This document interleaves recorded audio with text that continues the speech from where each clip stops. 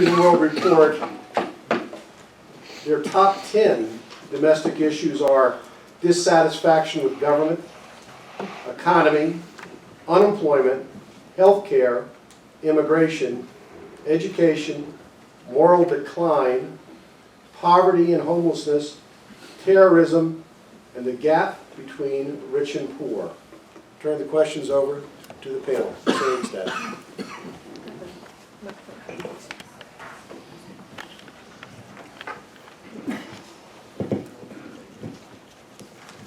I'd like to address this question to Harold Painter.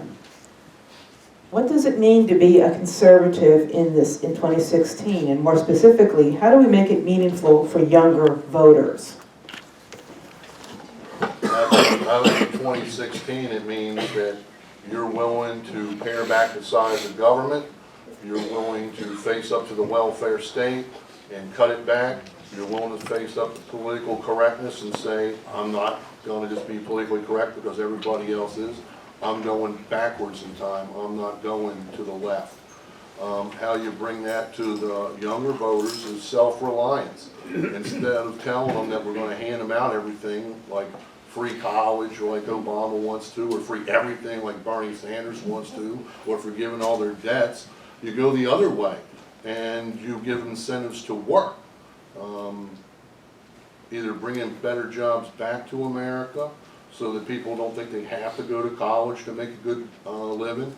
The old saying that somebody said here recently, I think it was Cruz, about welders, you know, my brother's a welder, and it's true, welders make a lot more money than philosophers.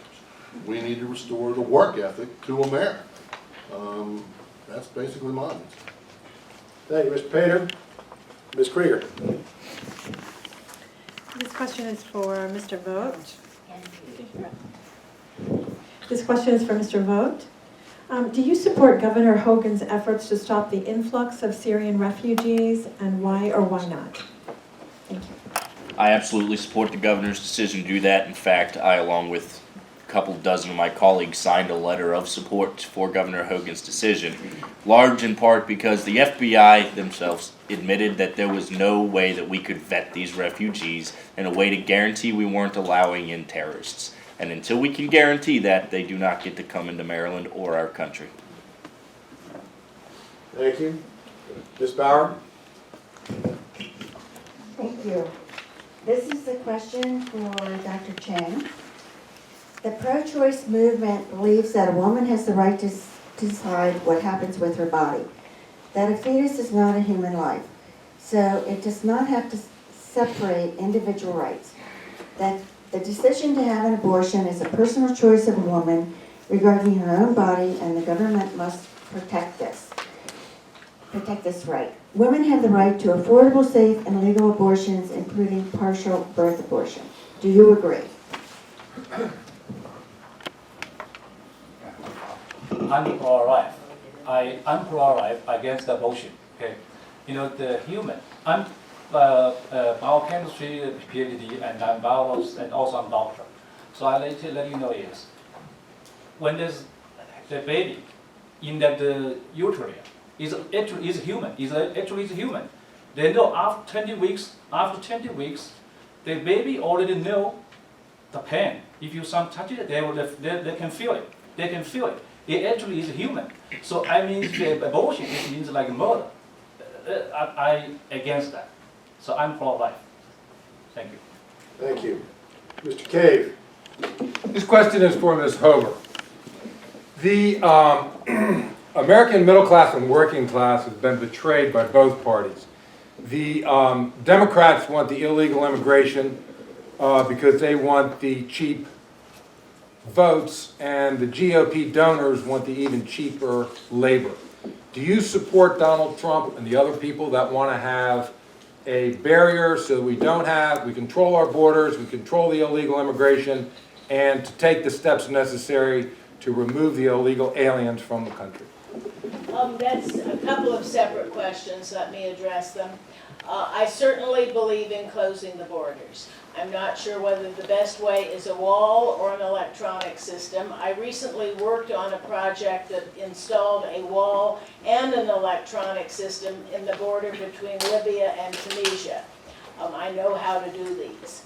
I do think we need to close the border. The first thing that I would propose relative to that is to give the National Guard arrest authority. Today, we have National Guard units that are supporting our Border Patrol, and today they have no arrest authority under a law called Posse Comitatus, which is the old law that military people cannot arrest in the continental United States. I think we need to pass an exception to that law for the Border Patrol support that is being provided by the National Guard. I think we need to enforce all of our current immigration laws after we close the border. I think we need to develop a policy for different types of illegal immigrants. There is a different way that we should treat the people that have been here 30 years, raised their families, and become part of the society. They ought to be treated differently than the people that came over a month ago carrying drugs to sell to our kids.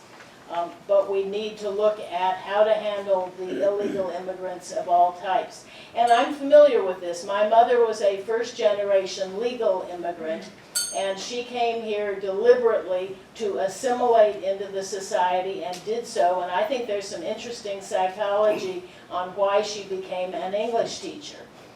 This is a way of assimilating. But I'm comfortable with enforcing the current laws and closing the borders. Thank you very much. Ms. Hangstead. I'd like to address a question. Oops. I'd like to address a question to Mr. Baker. Some believe that America is still a racist society, therefore federal affirmative action is necessary. Due to unequal opportunity, minorities still lag behind whites in almost all statistical measurements. Do you agree that affirmative action either actually helps minorities or is necessary? Well, I'm personally not in support of affirmative action. I think your individual merits, your intelligence, your skills, that should be the top priority for filling jobs in America. I can't imagine going home myself having a job over someone that I knew would be way more qualified than myself. And again, we have a public education system. You have an opportunity to get educated. You have certainly an opportunity, as I mentioned earlier, to bring trades back into our country. As an educator, nothing more was upsetting to me when I saw kids leave school their senior years and they had lots and lots of talent. And I knew once they got out of the public school system and they got back into their environment, they weren't going to be as successful as they could be. So we need to get trades back into the schools. We need to start helping kids with their skills. We need to start getting them prepared for real jobs in the country. And I don't support affirmative action. Thank you. Thank you very much. Ms. Krieger? Okay, this question is for Mr. Howard. Liberals believe that the Bill of Rights implies a separation of church and state. Religious expression has no place in government and should not support religious expression in any way. All reference to God in public and government spaces should be removed. For example, the Ten Commandments should not be displayed in federal buildings, things like that. Do you agree or disagree with this position? And please explain. Well, of course I disagree with it, and I would think that most people in this room would disagree with the liberal position. They're totally wrong. I think a simple reading of history, and it's out there for anyone that wants to read it, shows that the Founding Fathers wanted to ensure that there was no government-imposed state religion on the people of this new nation. That has morphed into 2016 in the current day into the liberals twisting it to saying there can be no public expression of religion whatsoever. That's ludicrous, and in fact there are also numerous references from the Founding Fathers, some of the brightest minds who helped create this country, saying that without God in the public sphere, in the minds and the hearts of our people, this great nation would not prosper long term, and I think we're starting to see that come full circle. So no, I do not agree with them whatsoever. And by the way, the expunging of the Ten Commandments and other religious expressions in public squares and places, I think is misguided and wrong, and in Congress I would fight against that. Thank you, sir. Ms. Bauer? Thank you. This is a question for Mr. Mason. What can you do to help rebuild trust in government and civility in politics?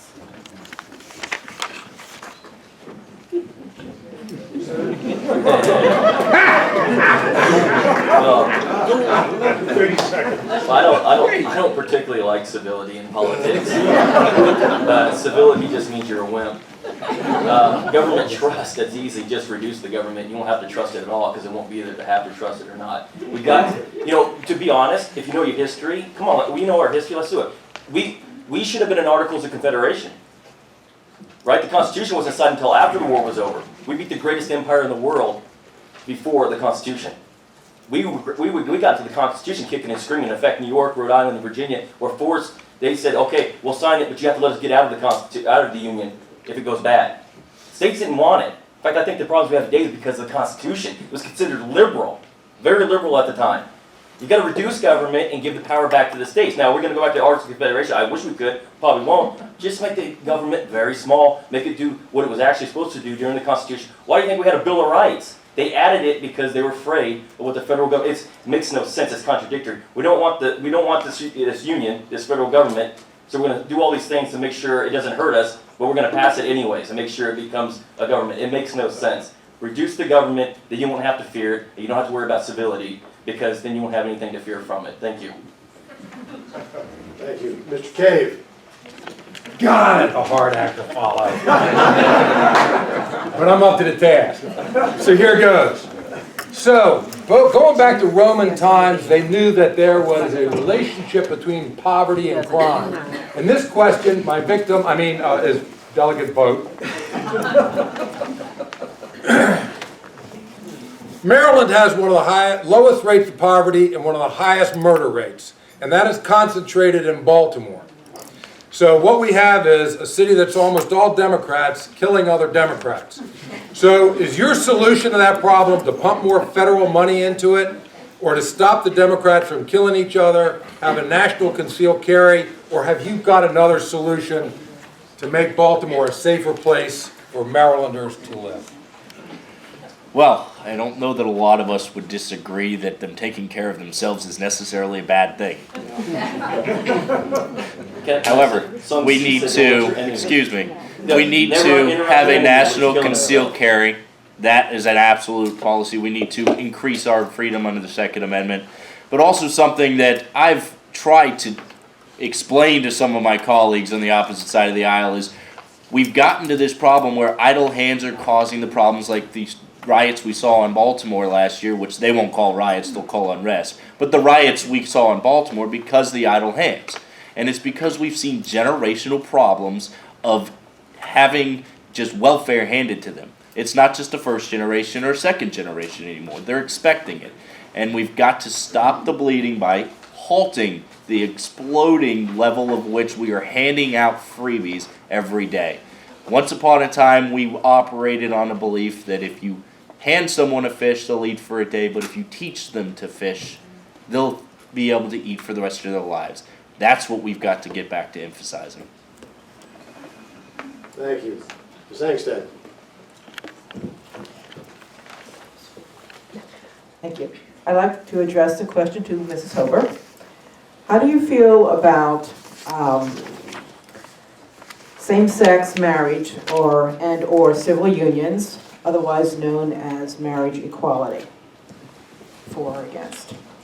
I do not believe that we should discriminate against anyone. I believe that the government does not belong in private lives, that I will quote Paul Ryan on this, who says the government has no business micromanaging people's lives.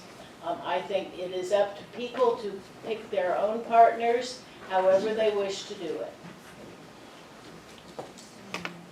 Ms. Krieger, excuse me. This question is for Dr. Chang. Senator Bernie Sanders is promoting free college tuition in one of those free everythings at public universities right now for all students. Do you agree or disagree? And if you disagree, then please explain. Thank you. Okay, I think can you repeat it, you said? Sure. Yeah. Senator Bernie Sanders is promoting right now free college tuition for all students at universities. Mhm. So do you Yeah, agree or I- disagree? And just please explain why, if you disagree. I disagree. Right. I mean, you cannot put university free. I mean, that I don't think you can afford it. This is expensive. But I mean, of course, education is important. We need to help students, help help student, the family. I will say, I mean, still have tuition, of course, definitely needed because I know university is very, very expensive. I know because I work in university, I know it's expensive. So, but we can help the student family and student. Where say, if I'm elected, I would say increase tax credit for the parents paying for their children education costs. They can help them some, but you cannot just get free. No, definitely against. Thank you. Thank you, Ms. Bauer. Thank you. This is a question for Mr. Painter. Is Ted Cruz eligible to be president? I'm no constitutional authority. Honestly, I always thought you had to be born in America. I know McCain, there was an issue a little bit, because he was born, I believe it was in the Panama Canal Zone. His father was a career serviceman in the Navy. And I think the Senate passed some kind of joint resolution saying that they knew that that was okay because he was born basically on American soil to American family. I ain't gonna lie to you. I'm doubtful. I mean, he wasn't born an American. One of his parents wasn't American. I'd like to extend that to the illegals who are here, that just because you have a kid here, if one of your two parents isn't at least an American, I don't care if you are born here, you're not American either. So I think no, quite frankly. Thank you, Mr. Painter. Mr. Cave. I hope this question irritates Mr. Aiken. What I'd like is each one of you to answer this question with, if you could all answer this question with one word or two. Which one of the presidential candidates still in the race most aligns with your views? And if you could name that person or just say no comment. And if we could start with Mr. Howard and work our way across. Thank you. You said one or two words. Either no comment or name the one who. 2 words. Cruz, Kasich. Next. No comment. Trump's like reading off my website. I'm a Trump guy. Kasich. Trump Cruz ticket. Look at who's won all the states. Trump and Cruz have won just about every state. I wish they could get together, make a deal, and the Trump-Cruz-Ficker ticket will win. 3 college degrees you can't have. Yeah, I haven't been getting questions. I'm sorry, Mr. Baker. Mr. Ficker has to repeat that again, the microphone. Trump Cruz. Trump Cruz. Thank you. I have a question for Mr. Ficker. Mr. Ficker, liberals believe the Second Amendment does not give citizens the right to bear arms, but only allows the states to maintain a militia. What's your view of the Second Amendment? I disagree with that view. I believe citizens have the right to bear arms, and I am a lifetime member of the NRA. I became one when I was a Boy Scout. I've also been to West Point and have an honorable discharge from the U.S. Army. I, of course, was a sharpshooter in the service. I believe that it's just as important as the First Amendment. Those are my 2 favorite amendments, the First and Second, and I'm very much in favor of those. And I can tell you this, all these folks are going to discuss the issues tonight, but I'm going to get one thing done in Congress. I'm going to get 2 new reversible lanes on I-270, so you don't have to suffer each and every day. Thank you very much. Now, we have time for one more question, and I'm going to take the liberty of asking it. Part of the job of being a congressional representative is to represent your district. There are 20 standing committees in the U.S. House of Representatives. Which committees do you intend to serve on, and how do they benefit your district? We'll start with Mr. Vogt. Appropriations and armed services, because national security is very important because of the level of intelligence that we have in Maryland and we've got Fort Detrick inside our district. And appropriations is the most powerful and most important on Capitol Hill because it is going to make sure that we get control of this out of control budget, but also still make sure we have our priorities taken care of, and Western Maryland is actually put back on the map from their representative for once. Thank you. Mr. Baker. One of the committees that I would be honored to serve on obviously would be the Education Committee. As a retired educator, I firsthand know the power of the teacher. The federal government needs to get out of the way of education. We need to get education back into the hands of the communities and the teachers. And we also need to start training our kids and giving them different opportunities other than college. I don't know who the Einstein was that coined the term, let's send all kids to college, but that's been an absolute failure. We need to get trades back into the schools. I was an industrial arts teacher. I can go anywhere in the United States today and have a job within 24 hours because I have skills. We need to get our kids an opportunity to be successful in life, and we've taken that from them. We talk about all the illegals that come to our country because the Americans won't do the jobs. Let's train the Americans to do those jobs. Which two committees would you serve on? My dad worked in the Congressional Research Service. I grew up on Capitol Hill. And you're going to refer to me after a few years as the Robert Byrd of Maryland, because I'm going to bring home the bacon to the poorest city, Cumberland, which and two committees would you serve on? Appropriations. And I'm going to get those 2 new lanes on I-270. Ficker has focus. I can't think of what Congressman Delaney has done. Appropriations. And appropriations. I'm going to focus on that, and I'm going to bring home the bacon and improve that situation, that parking lot on I-270 for you. All right, I'd just like to say something about one question. Sun Tzu said in his Art of War, if your enemy's killing himself, never interrupt. That's for the Baltimore thing. Education, obviously, because I wanted to fund the federal Department of Education, it will change everything overnight. In the entire political process. Also armed services, so I can untie our troops so we can go kill the people that need to be killed. Thank you. Thank you. Mrs. Ober. Armed Services or Homeland Security. And second, I would like Veterans Affairs because that needs a great deal of attention. We do not do a good job of taking care of our veterans.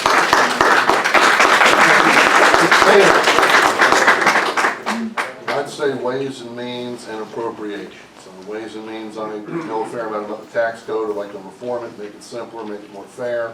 And Appropriations, because we've got to balance the budget. Dr. Chen. Okay, yes, I'm MD and PhD.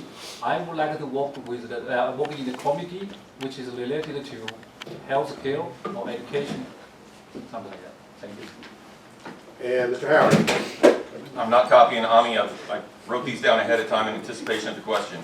First, the House Appropriations Committee, because I'm a successful business owner, a businessman, a problem solver. I've got a reputation for getting things done, and we need business people in Congress in charge of appropriations, setting budgets and passing appropriations bills. Second, the House Committee on Veterans Affairs. I'm a proud Air Force veteran, and we disserve our veterans. It's a disgrace. And I believe that Donald Trump, and I didn't mention his name earlier, Donald Trump, you go to his website, he's got a great plan for the Veterans Administration overhauling it. I would like to serve on that committee. Thank you very much. Thank you. That's the end of the second segment.